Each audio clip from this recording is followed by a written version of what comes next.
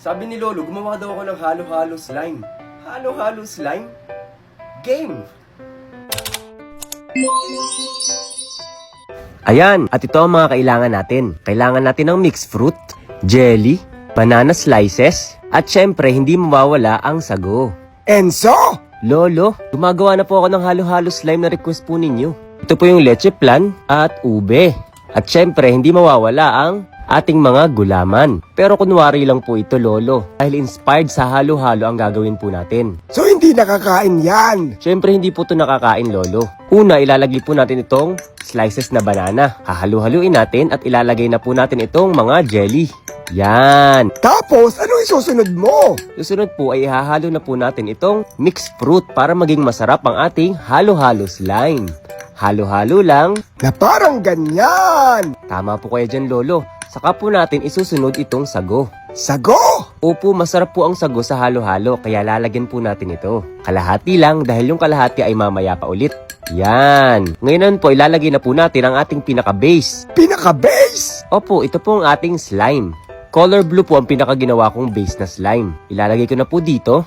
Yan, at ready na po tayo mag-design, Lolo. Kailangan ay siksik na siksik. At ilalagay na po natin ngayon yung pinaka-yellow or ice, Lolo. Hindi naman yelo yan. Hindi po ito yellow pero color white po ito dahil ito po yung pinaka-yellow niya. Yellow pero white. Ang gulo. Yellow po or ice. Bakit mo lalagyan ng mata? Lolo, ang gulo nyo po. Joke lang. Kunwari yelo yan, di ba? Kasi halo-halo. Tama po kayo dyan, niluluto nyo po ako. Ikaw talaga. Ayan, Lolo.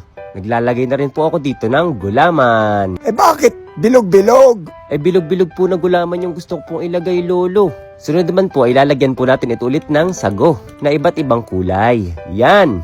Wow! Nagmumukha ng halo-halo. Siyempre, para mas magmukha pong halo-halo, ay lalagyan po natin ito ng ube at leche plan. Charan! At dahil natapos na po tayo, magbuo ng halo-halo ay ililipat na po natin ito sa lagayan. Eh bakit hindi ko nalang gumawa dun sa may lagayan kanina pa? Oo nga po, Lolo, no? Kaso, nakalimutan ko po eh. Kaya isasalin ko na lang po dito. Ayan tuloy. Nagulo yung halo-halong ginagawa mo. Eh, madali lang naman po itong ayusin. At saka, pinakita ko lang po kung paano gawin yung halo-halo slime. Ngayon po ay aayus-ayusin ko na po ito. At charan! Naayos ko na po, Lolo, at lalagyan ko na po ulit ito ng mga sago. Papackage at itatakpan at lalagyan ng sticker. Wow! Buo na ang halo-halo slime. Opo, Lolo, kaya ready na po natin itong ipakita. At charan! Tapos ang ating halo-halo slime. Tara, tingnan natin. Oh, ang ganda. Tara natin, i-mix natin at tingnan natin kung ano magiging itsura. Yan, mix-mix lang natin.